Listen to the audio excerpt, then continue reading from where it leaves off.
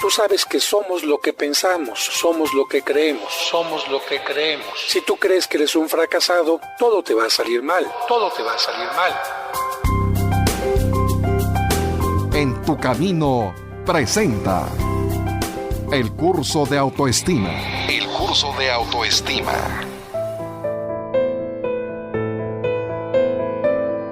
Qué importante es saber manejar un automóvil, una bicicleta.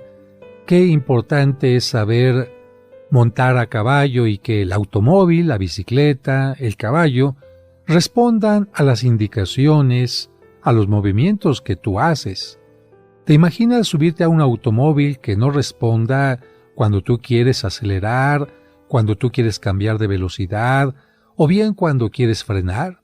¿Te imaginas que la bicicleta tampoco respondiera por más que pedalearas y no avanzara, o viceversa, que sin que tú pedalearas la bicicleta comenzara a avanzar por su propia cuenta? ¿Y qué decir de un caballo que no se pudiera dominar? Evidentemente que estos elementos te ocasionarían muchos problemas. No podrías llevar tu ritmo, no podrías llegar a la meta que tú quieres. Pues bien, esto mismo sucede con este elemento que hemos mencionado en el segmento anterior, que es nuestra mente. Recuerda que tu mente fue programada de alguna manera desde que tú eras pequeño, desde que eras niño o niña. Alguien te fue enseñando a pensar. No solamente a distinguir entre lo correcto y lo incorrecto, lo bueno y lo malo, sino también te fueron enseñando si tú eras importante y valioso o si no lo eras, con frases como hazte a un lado, eres un tonto, no me sirves, no haces las cosas bien. Frases como estas que se fueron repitiendo fueron haciendo que tú tuvieras una mente no educada correctamente. Y ahí es cuando uno tiene que aprender a dominar la mente. No importa qué tanto te haya afectado el comentario, la educación de los mayores en tu infancia, siempre se puede aprender a dominar la mente. Imagínate que un caballo, cuando era pequeño, no lo domesticaron. No por eso no hay posibilidades de que el caballo pueda tener un control en un determinado momento. Claro que se puede. Quizás costará un poco más de trabajo, pero siempre se puede. En el segmento anterior hablábamos de los grandes errores de la mente que pueden ser generalizar. Por ejemplo, cuando una persona se equivoca y dice, siempre me tengo que equivocar. Hablamos también de lo que era filtrar, cuando una persona solamente recibe y acepta los comentarios negativos sobre su persona y cuando recibe un halago o un piropo, cuando se le reconoce un trabajo, no lo acepta, demostrando con esto que en su infancia se fue acostumbrando a considerarse una persona sin valores, una persona que no valía la pena y cosas semejantes. El tercer punto con el cual concluimos el segmento anterior fue cuando se le da más importancia a los sentimientos que a la razón. Y comentábamos que qué bueno que tenemos sentimientos, porque a través de ellos podemos sacar nuestros momentos de tristeza, de enojo, nuestros momentos de impotencia. Gracias a los sentimientos podemos desahogarnos llorando, podemos reírnos, pero aquí hablábamos de algo muy importante. Una persona no puede dejarse llevar por los sentimientos. Y por eso tenemos que enseñar a nuestra mente que sin menospreciar los sentimientos, sin negarlos, aprendamos nosotros a ponerlos en su lugar, porque de lo contrario los sentimientos nos pueden llevar incluso a cosas que pueden ser totalmente nefastas como el suicidio o el intento del suicidio de algunas personas. Me ha tocado ayudar un poco en terapia a algún joven, alguna mujer que intentaron quitarse la vida y después de platicar con ellos se dieron cuenta que se estaban dejando llevar simplemente por un sentimiento de enojo con los padres, de enojo con la pareja, de una gran tristeza porque les habían comentado que tenían cáncer, de una gran impotencia porque sentían que tenían una deuda que no podían pagar. Y en todos esos casos el sentimiento es el que les orilló a tomarse una pastilla, es el que les orilló a tomarse alguna bebida que ellos pensaban que les daría la muerte, y afortunadamente llegaron médicos en el momento oportuno para salvarles la vida. Y ellos mismos, después de reconocer que se dejaron llevar por los sentimientos, están trabajando ahora en cómo no dejarse llevar por ellos, porque pueden llegar a ser totalmente nefastos. Vamos a continuar avanzando en los errores que puede tener nuestra educación, nuestra forma de actuar en la mente, para ir tratando de corregirlos. El siguiente punto sería cuando una persona se va a los extremos. Aquí también se le puede llamar a este punto cuando una persona polariza. Tú sabes lo que es el polo norte y lo que es el polo sur. Son los dos puntos más extremos de la Tierra. En ese sentido, la palabra polarizar significaría ir desde un extremo hasta otro. Es decir, cuando la persona no es capaz de ser centrada y entonces de un polo se pasa directamente al otro polo. Por eso, una forma más clara de hablar de lo que es el error de polarizar sería el error de irse a los extremos. Y como siempre, a través de un ejemplo lo podemos comprender mejor. Imelda es una excelente anfitriona. Le gusta tener todo bajo cuidado en sus reuniones, como la recepción de los invitados, el servicio, el arreglo de la casa, la decoración de la mesa, el menú que va a servir, los postres, la música, etc. Sin embargo, aunque los invitados quedan encantados por todo, Imelda nunca queda satisfecha. ¿Por qué? Porque siempre encuentra algo negativo o imperfecto, por muy pequeño que sea en sus reuniones. Ella llega a decirse cosas como: la cena empezó 5 minutos más tarde, hubo una flor marchita en el arreglo, la música pudo ser mejor, la señora Flores no comió sopa, seguramente la hice mal, el señor Villarrois no bailó, seguramente no elegí la mejor música. Imelda nunca goza ni se siente satisfecha ni orgullosa de sus eventos. Ella se va de un polo a otro. Irse a los polos hace que ella se maneje con la regla del todo perfecto, o si no, nada vale. Lo repito, o todo sale perfecto, o si no, ningún esfuerzo, ninguna de las cosas que se intentaron hacer mejor valen la pena. Yo te preguntaría a ti, ¿cuál de las acciones que ordinariamente hacemos no sale al 100%? Yo diría que, por mucho que nos esforcemos, son pocas las ocasiones en que tenemos un resultado totalmente óptimo. En la mayoría de los casos podemos obtener un 99, 98, 80, 70%, pero eso no significa que hayamos hecho las cosas mal. Significa que hay muchas cosas que se nos pueden escapar de las manos, que hay muchas cosas que ni siquiera dependen de nosotros. Por ejemplo, si el señor Villarrois no bailó en la fiesta, quizás no es porque Imelda no haya puesto una música adecuada, sino simplemente porque el señor Villarrois tenía reumas, o simplemente no le gustaba bailar, o simplemente no quería bailar. Con esta regla de el ser extremista, irse de un polo a otro, no hay puntos intermedios de valoración, por lo que cuando en un proyecto algo te falla, pues te juzgas como que todo está mal. Cuando no se consigue el resultado esperado, piensas que todo falló y no hay nada positivo que valorar. Esta manera de ver las cosas hace que las personas pierdan autoestima porque no tienen la habilidad de valorar ni las cosas buenas ni los logros. Lejos de ver todo el conjunto, ven el granito quemado del arroz. Lejos de ver toda la sinfonía en su complejidad, ven únicamente una nota que estuvo desafinada, y esto no es correcto. Una cosa es ser perfeccionista, es decir, querer buscar la perfección, querer buscar el crecimiento, la mejoría, el desarrollo, pero otra cosa es que esto se pueda obtener todos los días. Pero hay una cosa interesante que nos puede ayudar mucho también en esto.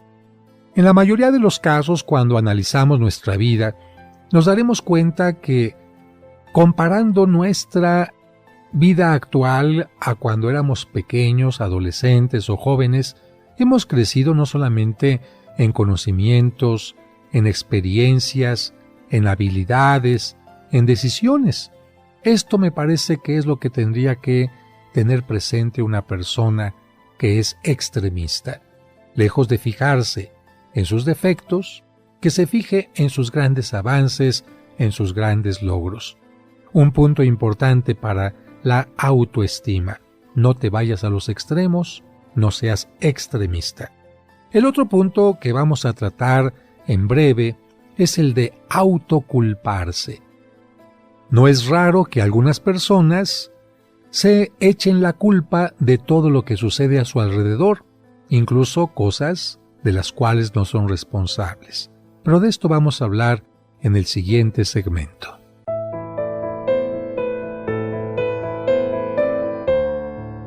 En tu camino, un programa para encontrar la meta.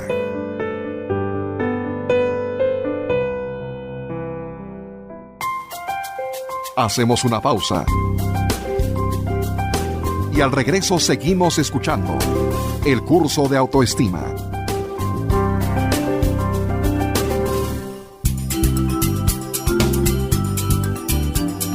Estás escuchando En tu camino. En tu camino. Con el Padre José de Jesús Aguilar Valdés, la voz amable de la radio. En tu camino, un programa para encontrar la meta. Al reunirnos en nombre del Señor. Hermanas y hermanos, les agradecemos que desde el domingo 17 de abril del 2011 y hasta ahora, cada semana se unan a nosotros para celebrar juntos la Santa Misa. En el nombre del Padre, y del Hijo, y del Espíritu Santo. Amén. Pero ahora te invitamos a unirnos en su nuevo horario. La Santa Misa, celebrada por el Padre José de Jesús Aguilar Valdés, todos los domingos a las 12 del mediodía, aquí, en tu camino. Al reunirnos en nombre del Señor, Cristo está en medio de nosotros. Seguimos escuchando el curso de autoestima.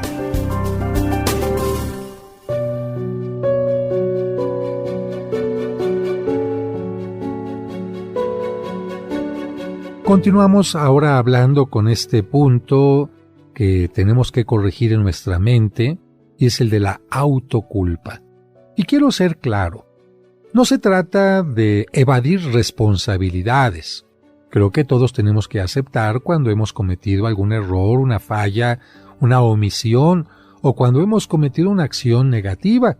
Tenemos que aceptar lo que hemos hecho mal, tenemos que aceptar la responsabilidad y, en la medida de lo posible, tratar de corregir aquello. Sin embargo, esto es totalmente distinto a la autoculpa.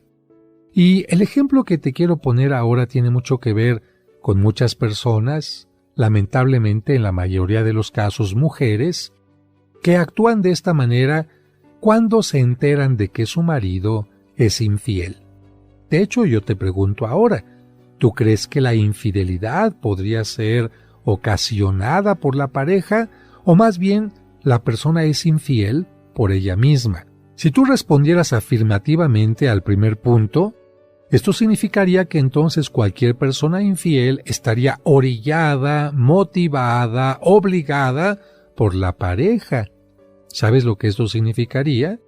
Que las parejas serían culpables de la infidelidad de su propia pareja. Yo no creo que estés de acuerdo tú con este punto, como yo no lo estoy.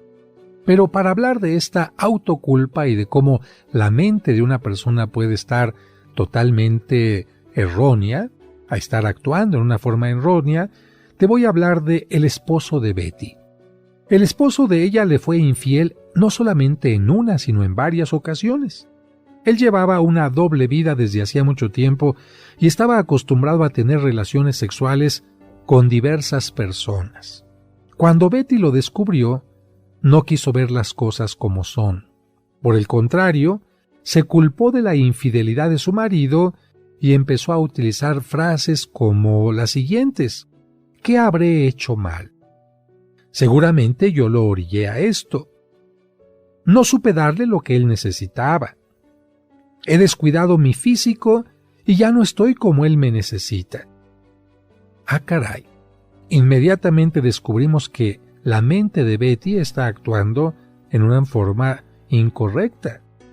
Frases como las que acabo de decir muestran que Betty no se da cuenta de que la infidelidad no fue propiciada por ella y que fue un acto de su esposo.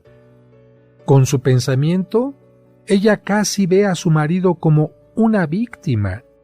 También se culpa Betty de que uno de sus hijos haya reprobado en la escuela, y también se culpa a Betty de que su mamá no se haya tomado las medicinas, como si su hijo y su mamá fueran bebitos a los que hay que tratar como tales.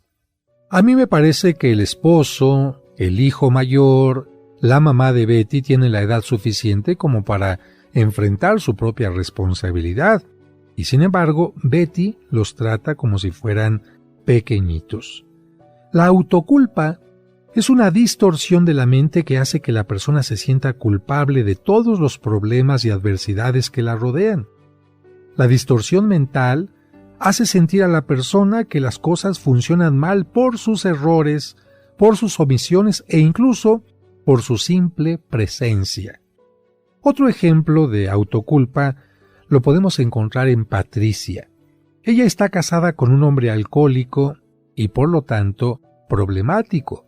Todo mundo sabemos que el alcoholismo es una enfermedad que la persona que la tiene que buscar cómo corregirla.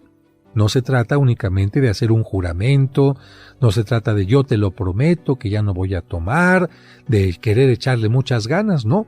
Es una enfermedad y como tal tiene que seguirse un tratamiento. ¿Qué pasa con Patricia?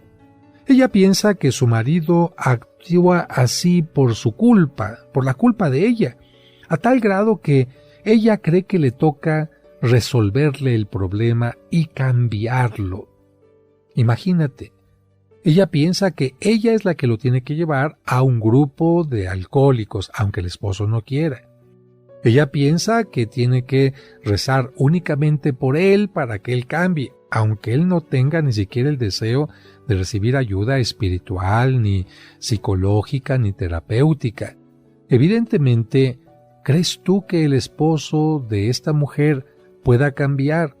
Evidentemente no, porque es un asunto que le toca a él, no a ella. Bueno, en ambos casos que hemos mencionado, tanto de la mujer a la cual le fueron infiel, como a Betty, la distorsión de la mente impide que se actúe correctamente. Ahora yo te pregunto a ti, ¿tú te culpas de que en el trabajo las cosas estén mal? Cuando tú haces las cosas correctamente y tu compañero, tu jefe, a lo mejor alguna otra persona del equipo está haciendo las cosas mal. ¿Tú te culpas porque tu equipo de fútbol no logró los goles que esperaba, aun cuando tú funcionaste bien y la defensa o el portero no hizo lo suyo? Bueno, cada quien tiene su propia manera de pensar, pero si tú tienes esta forma de pensar de autoculpa, recuerda que hay que tratar primero descubrirla y, habiéndola descubierto, empezar a trabajar en ese punto. La siguiente manera en que nuestra mente nos puede ocasionar daño es el falso poder de leer la mente de los demás. Uy, qué maravilloso sería si tuviéramos un aparato o tuviéramos alguna neurona especial que nos permitiera saber en qué está pensando el marido, qué está pensando nuestro compañero de trabajo, qué piensa hacer aquella persona que se acerca sospechosamente hacia nosotros, qué está pensando aquel amigo que nos está pidiendo un préstamo. Bueno, te imaginas, sería maravilloso, pero hasta ahora no existe ni aparato, ni neurona, ni medicamento que permita hacer esto. Sin embargo, ¿qué crees? Hay personas que creen que tienen ese poder. Y no son ni marcianos, no son ni personas que nacieron en lechuga, son personas comunes y corrientes como tú y como yo. Y te voy a poner un ejemplo de cómo existen personas que creen que tienen el poder de leer la mente de los demás. Este amigo se llama René. Él admira en secreto a una compañera de trabajo que le gusta muchísimo. Le gustaría poder iniciar una relación de noviazgo con ella. Sin embargo, no se acerca ni se atreve a declararle su amor porque él está seguro de que ella lo rechazará. Imagínate, él ni siquiera ha preguntado, no sabe lo que piensa la mujer. Pero ya adivinó, me va a rechazar. ¿Por qué? A lo mejor va a decir, porque estoy gordo, porque estoy feo, porque estoy pelón, porque no platico adecuadamente, porque no tengo el dinero. René tiene todas las respuestas porque es una persona que tiene la capacidad de adivinar. Pero no es todo lo que le sucede a René. Él tampoco se atreve a pedir que lo acepten en el equipo de fútbol porque siempre ve al entrenador con un carácter serio y él está seguro de que el entrenador no lo quiere. Ahora, ese es el pensamiento de René. Vamos a acercarnos ahora a la muchacha y al entrenador para saber cuál es la realidad. Y la realidad es que sí le gusta a su compañera y que la seriedad del entrenador es porque está preocupado porque le falta un jugador al equipo que podría ser René. O sea, René se está cerrando las puertas él solo. Algunas personas como René llegan a creer que tienen el poder de saber lo que los demás piensan. Esta distorsión de la mente también ocasiona mucho daño porque quienes creen que pueden adivinar los pensamientos, los deseos, las intenciones de otros, o ya se sienten rechazados aún antes de intentar una comunicación, o se sienten descalificados antes de probar algo. Aquella persona que no pide un aumento porque ya sabe, ya adivinó que no se lo van a dar. ¿Por qué no hacer un esfuerzo? Total, si el jefe te va a decir que no se puede, por lo menos intentaste. ¿Por qué no preguntarle a aquella muchacha si quiere ser tu novia? Si te dice que no, por lo menos ya lo intentaste. Pero ¿qué tal que te dice tu jefe que sí? ¿Qué tal que te dice la muchacha que sí? ¿Cuántas veces te ha pasado a ti, querido amigo o amiga, esto? Como que has intentado adivinar, como que te sientes con el poder de adivinar, pero yo te diría, esto no funciona. Mejor acércate a las personas, cerciórate de sus pensamientos, sus sentimientos, sus deseos, sus necesidades. Es mucho más fácil que adivinar. Vamos a continuar hablando de esto en el siguiente segmento.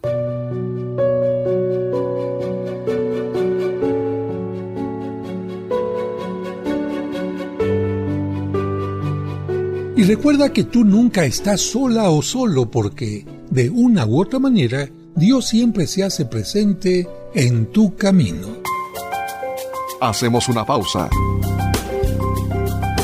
Y al regreso seguimos escuchando el curso de autoestima.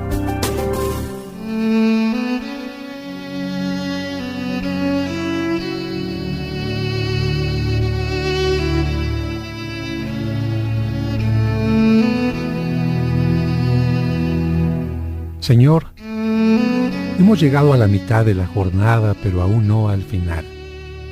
Por eso te pedimos que nos ayudes a mantener el ánimo, la paciencia y la esperanza. Ayúdanos a entender que llegará el momento del reposo, pero aún nos falta un poco de esfuerzo. Que los padres de familia no olviden su compromiso de ser ejemplo de vida y educadores en la fe. Que los alimentos que vamos a recibir reparen nuestras fuerzas y que no falten a quienes no los tienen. Y sobre todo, haznos sentir siempre tu compañía en nuestro camino.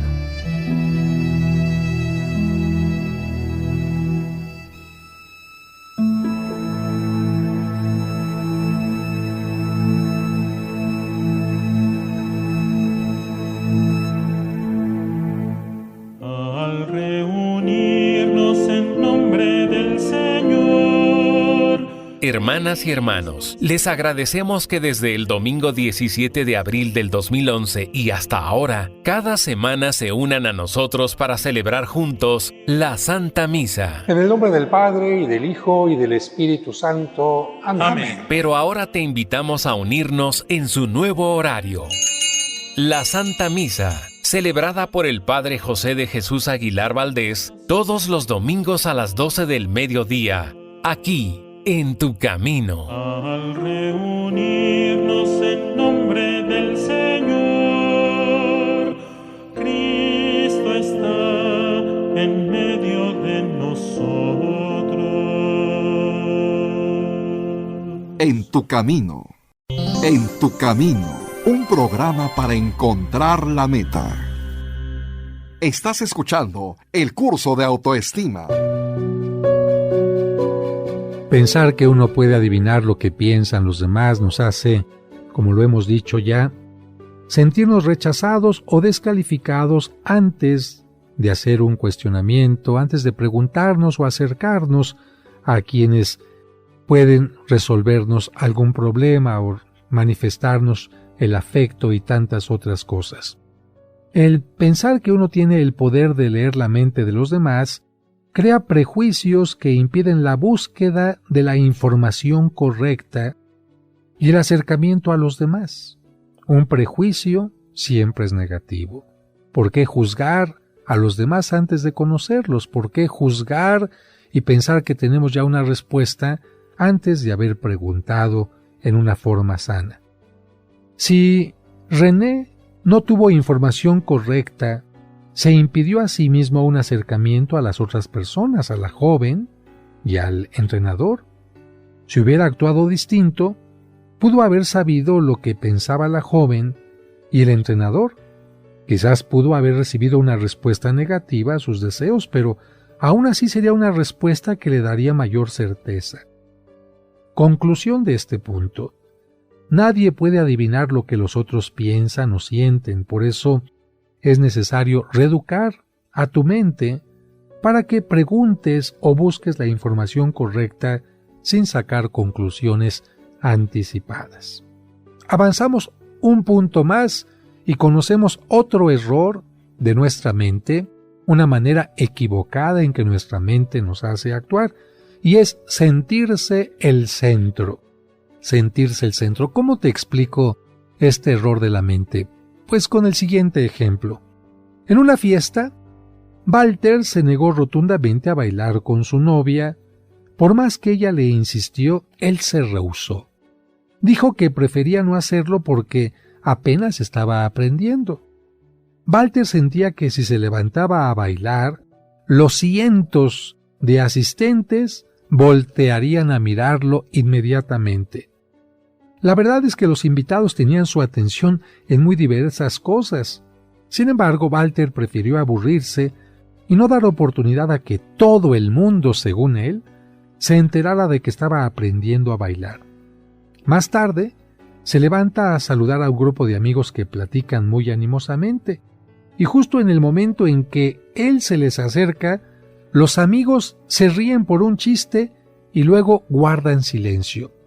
Walter, al escuchar aquella risa, cree que estaban hablando de él y por eso se callaron. La verdad es que él no era el centro de atención. Sin embargo, él quiso pensar que la risa de aquellos compañeros cuando él se iba acercando era por él y que cuando se callaron porque él se iba acercando.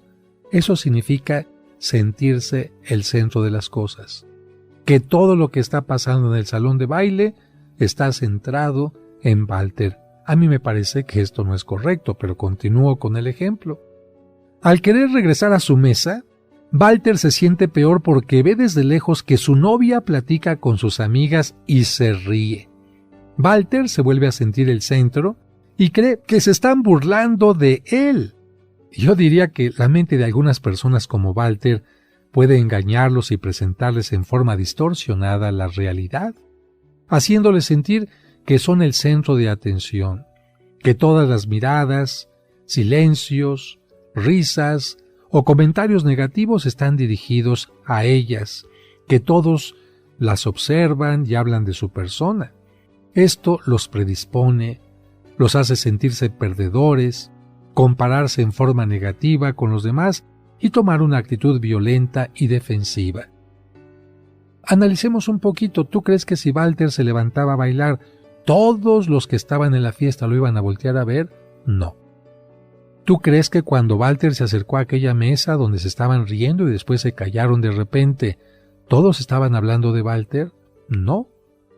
¿Tú crees que cuando Walter desde lejos vio a su amiga, a su pareja, platicando con otras amigas que se reían, ¿tú crees que las amigas estaban riendo de Walter? No. Sin embargo, él quiso sentirse el centro de todo lo que estaba pasando ahí, y todas las burlas, todas las risas, todo lo que estaba pasando, él pensaba que era por él. Si tú actúas de esta manera, trata de decirle a tu mente que hay muchas cosas que las personas hacen sin ponernos en el centro de su vida. Simplemente las personas se ríen, actúan, caminan por distintas razones y no porque se estén burlando o buscando a una persona para que sea el centro de su vida. El siguiente punto que tenemos que reflexionar, y sería el último para analizar cómo nuestra mente puede actuar en contra de nosotros, es el creer que el control de todo depende de nosotros. Hace algunos años hubo una película que se llamaba El jardinero. Yo la vi en Italia y se llamaba Oltre il giardino, donde una persona de poca facultad mental vivía en una casa, y en esa casa tenía un control, y nunca había salido de aquella casa, tenía un control de televisión.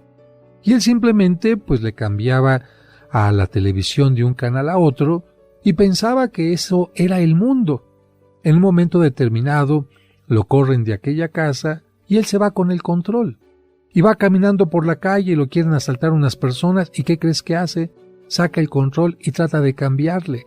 Evidentemente que él no puede hacer eso con un control remoto.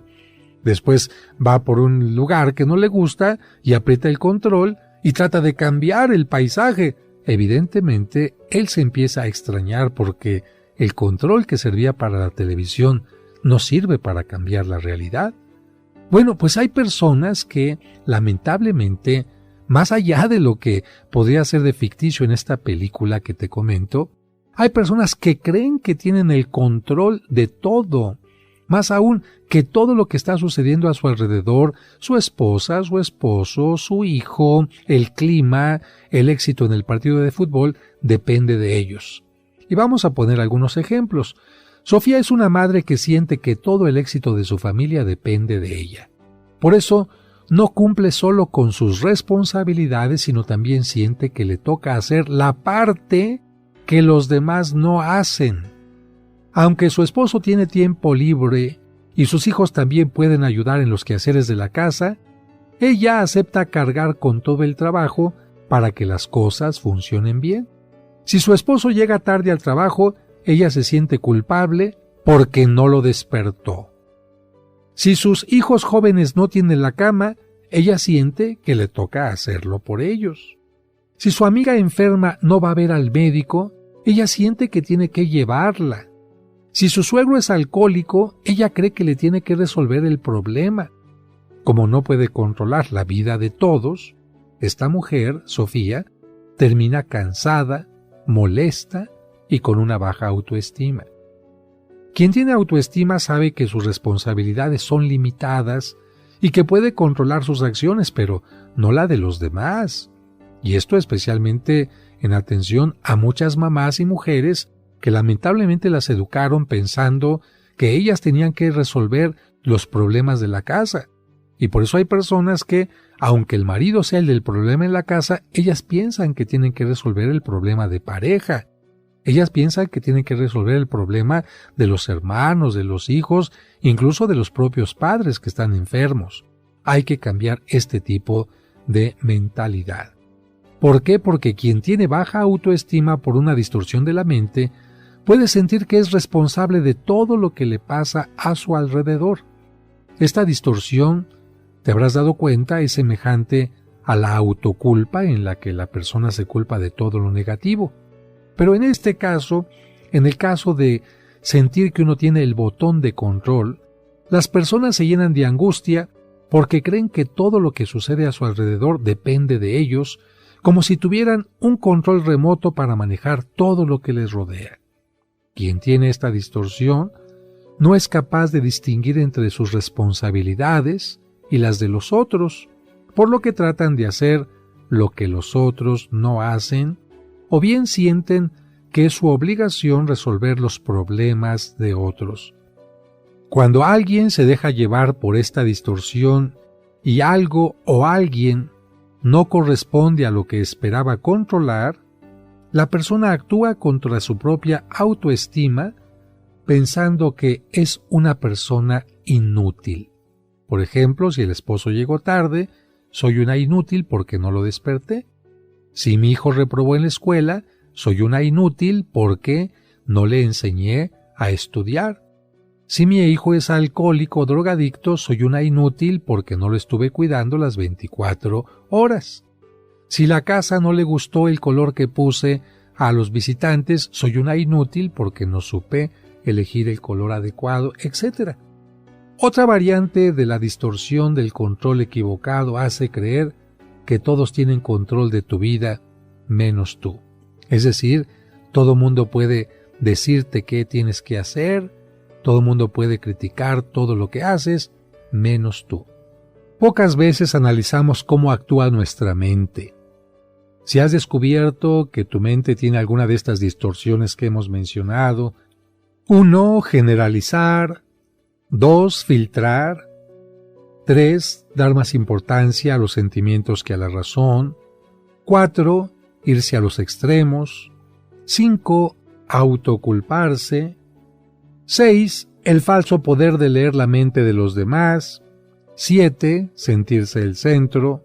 8. Creer que el control de todo depende de ti. Pues entonces tienes que hacer un ejercicio constante para detectar en primer lugar estos errores de tu mente y así comenzar a corregirlos. Recuerda que esto no se puede cambiar de la noche a la mañana, pero sí se puede cambiar con constancia y detectando siempre cuál de estos errores es el que más tienes. Estás escuchando el curso de autoestima. Seguimos escuchando el curso de autoestima. Educar la mente. No dejarla que piense simplemente porque sí. Con constancia, es decir, un día y otro, detectando y transformando aquello que es erróneo, se puede lograr. ¿Por qué? Porque los juicios sanos, objetivos, balanceados y sin distorsiones dañinas pueden aumentar tu autoestima y mantener alejadas cosas como la angustia y la infelicidad. Con estos pequeños cambios podrás dar y recibir amor de verdad. Ahora vamos a pasar a un punto que vamos a ir tocando también y que es el deber. El deber, por ahora yo te preguntaría, ¿crees que el deber está por encima del ser humano? ¿Crees que tu deber, lo que tienes que hacer, está por encima de ti, por encima de tus necesidades, de tus circunstancias? Lamentablemente hay personas que piensan que sí. Y yo diría que tenemos que responder con un razonamiento adecuado. Mira, casi todos hemos crecido con un concepto equivocado del deber. ¿Por qué? Porque nuestros padres y educadores, con el afán de que aprendiéramos a hacer el bien y lo correcto, insistieron mucho en frases como «debes ser un buen hijo», «nunca debes de enojarte con tus hermanos», «debes ser un buen estudiante», «nunca debes negar un favor», «no debes faltar a clases», etc. Lamentablemente, muchas personas se pueden confundir con las frases insistentes «debes» o con las frases insistentes «no debes» y llegan a creer que el deber es más importante que ellas mismas, que el deber es más importante que la persona. En esos casos se llega a pensar que es más importante cumplir la ley del deber que realizarse como persona. Y aquí yo quisiera tomar no como un aspecto religioso, sino como literatura, como el punto importante para este momento, una parte del Evangelio de San Marcos en el capítulo 2, versículo 27, donde se dice lo siguiente: el mismo Jesucristo se manifestó en contra del deber como lo más importante que puede hacer al hombre esclavo de la ley. ¿Qué dijo Jesucristo acerca del deber? El sábado se hizo para el hombre y no el hombre para el sábado. Esto significa que la ley y el deber se hicieron para el ser humano y no al revés. Las leyes deben servir para el desarrollo y no para impedir el desarrollo. Pero vamos a seguir reflexionando sobre esto. Mira, todos los seres humanos buscamos hacer el bien. Cuando lo hacemos, nos sentimos contentos porque implica un gran esfuerzo y constancia. Sin embargo, una mala educación puede afectarnos negativamente cuando nos haga sentir que en todo momento, y lo subrayo, en todo momento, sin importar las circunstancias, tenemos que cumplir con los deberes al 100%. Esta mala educación de que siempre, en todo momento, por encima del ser humano, por encima de su salud, por encima de sus capacidades, tiene que cumplir con sus deberes, le hace sentirse obligado a cumplir y a dar, aun cuando por limitaciones como las que he dicho, enfermedad, falta de tiempo, carencia económica, etc., no tenga la posibilidad de hacerlo. Vamos a poner un ejemplo. Una persona está enferma, de verdad amaneció enferma y sin embargo en su mente está el deber insistiendo: tienes que levantarte a trabajar porque hay un punto importante. Yo creo que si la persona tiene calentura, si el médico le ha dicho que no puede moverse y se levanta para ir a cumplir con ese trabajo, la persona está haciendo más caso al deber que a su propia salud. Pensemos en una cosa semejante, una madre de familia que un día amanece con una migraña tremenda y sin embargo su mente le dice: eres una madre de familia, tienes que levantarte a darles el desayuno a tu esposo, a tus hijos, tienes que lavar la ropa. Esto sería un estar por debajo del deber. Es más importante el deber. De acuerdo a lo que habría dicho Cristo en el Evangelio que escuchamos, sería: a ver, mujer, ¿no es más importante ahorita que revises qué está pasando con tu salud? ¿No es más importante que te tomes un momento de descanso para que te relajes? ¿No es más importante quizás incluso que llames al médico para que vea si no tienes algo delicado? Ah, no. Hay madres de familia que bajo estos signos de cansancio, de cierta molestia, siguen trabajando, supuestamente pensando que como madres de familia no pueden fallarle a su hijo, a su esposo, y terminan lamentablemente con un paro cardíaco.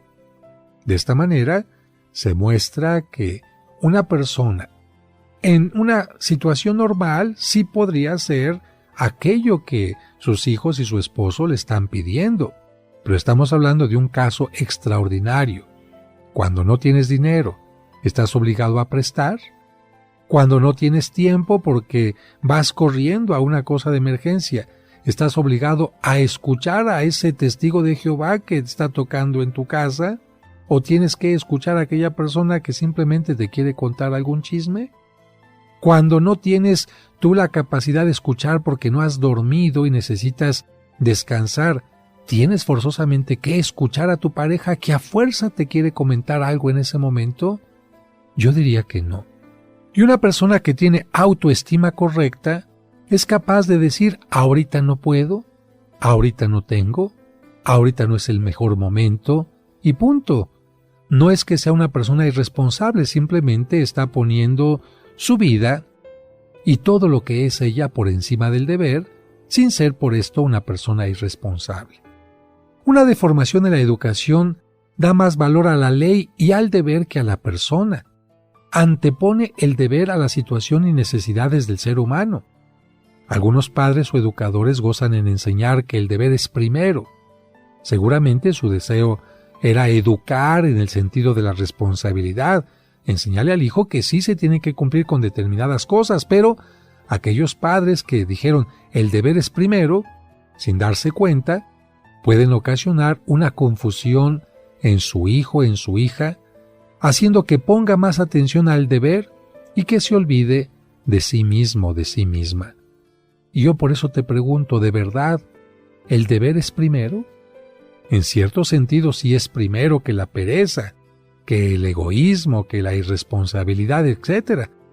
Pero si analizamos más profundamente las cosas, vamos a descubrir que no siempre es así, porque el deber es importante, no lo negamos, pero nunca es más importante que la persona. Con una educación en la que el deber es más importante que la persona, nadie se puede sentir tranquilo si no cumple con sus deberes. Al no hacerlo, se tacha de irresponsable y malo, afectando así su autoestima. Quiero poner un ejemplo antes de concluir este segmento. Es cierto que dos personas cuando se casan tienen el deber, la responsabilidad, la obligación de amarse y respetarse, como lo dice el dicho, hasta que la vida se acabe para ellos. Pero vamos a suponer que en este caso uno de los dos falla. Uno comienza a ser infiel, uno comienza a caer a lo mejor en problema de drogadicción y empieza a golpear, a maltratar a la pareja. Uno empieza a burlarse de la otra o del otro. Yo me pregunto, ¿la otra pareja tiene el deber de soportar, de aguantar en todo momento a quien ha roto el compromiso desde hace mucho tiempo? Yo creo que no. Lamentablemente hay personas que por el deber siguen atadas a aquella relación enfermiza que debería de romperse inmediatamente. Otro ejemplo lo podemos encontrar en un compañero que trabaja en un grupo escolar. Y aunque él es el único que hace las tareas, toma los apuntes y todo, los demás se aprovechan de él. Los demás no hacen aquello a lo que se habían comprometido a trabajar en equipo. Y sin embargo, el que hace todo bien siente que no puede dejarlos a un lado porque él debe salvar a sus compañeros. Él debe presentar el trabajo por todos los que forman ese grupo y no se anima a decir, señores, yo busco otro grupo donde sí se trabaje porque yo quiero crecer. Ahí tenemos un problema en donde el deber es lo más importante, pero está por encima de la persona. Para concluir, decimos que el deber es algo positivo, pero nunca como una ley rígida y absoluta. Debes tener en cuenta tus limitaciones, necesidades y situaciones particulares.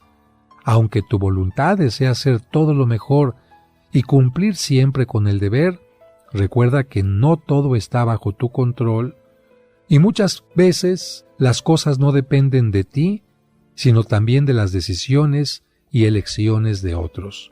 Tú estás por encima del deber, tú eres más valioso que él. No olvides que mañana continuaremos con el curso de autoestima. Te esperamos.